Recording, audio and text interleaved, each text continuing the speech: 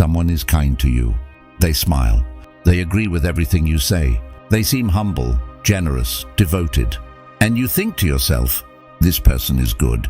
But Nietzsche would look at that same person and warn you, not because they are pretending, but because the most dangerous people in your life are not the ones who wear a mask. They are the ones who have convinced themselves the mask is their real face. Friedrich Nietzsche spent his life studying human nature at its most honest level. Not the surface, not the performance, the engine underneath it all.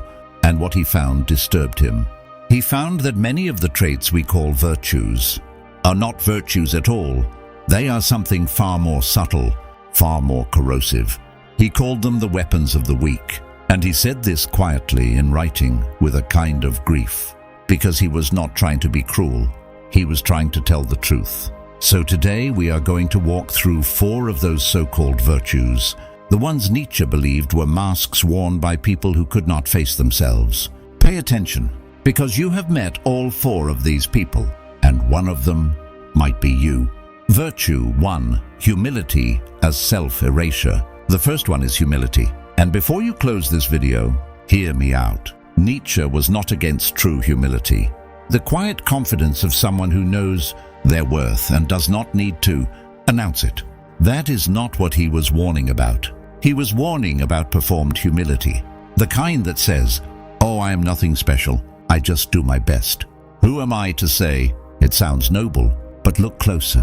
When someone constantly diminishes themselves in front of others, they are not being humble. They are fishing. They are pulling at your conscience, demanding praise through the back door. Nietzsche called this slave morality, the act of making weakness look like a virtue, so others feel guilty for their strength. If someone in your life is always shrinking, always martyring themselves, always making you feel like you have too much while they have too little, that is not humility. That is manipulation wearing a saint's robe. Virtue 2, compassion as control. The second virtue is compassion, and this one is harder to see, because compassion is beautiful when it is real. But Nietzsche noticed something. He noticed that some people weaponize their sensitivity. They are always suffering, always in pain, always in need of your attention and your rescue. And the moment you try to step back or focus on your own life, the guilt arrives like a freight train. He wrote that pity, in its distorted form, is not love. It is a way of keeping other people small. Because if you are always the one suffering, then the other person is always the one who owes you something. That is not compassion. That is a leash dressed as a hug. Real compassion lifts others. This kind binds them. Virtue 3, patience as passive aggression. Here is where it gets dangerous. Virtue number 3 is patience. The quiet ones, the ones who never raise their voice. The ones who say things like, it is fine, I understand. Do not worry about me. And you think you are lucky to know someone so forgiving. But Nietzsche saw through it, because there is a kind of patience that is not peace. It is pressure. It is silence used as punishment. It is the slow accumulation of unspoken resentment, polished to look like grace. These people do not explode. They erode. They make you feel their disappointment without ever naming it. They give you the cold calm of someone who has already decided you have failed them, and you spend years trying to earn back something they never actually offered. That is not patience. That is a trap with a soft floor. Virtue 4, selflessness as self-abandonment. The fourth one, this one will sting, and I need you to really sit with it. The fourth so-called virtue is selflessness. The person who gives everything, who has no needs, no desires, who lives only for others. On the surface, it looks like the highest form of love. Nietzsche said it is often the opposite. He said that a person who has truly abandoned the self, who has no hunger, no ambition, no fire of their own, is not enlightened.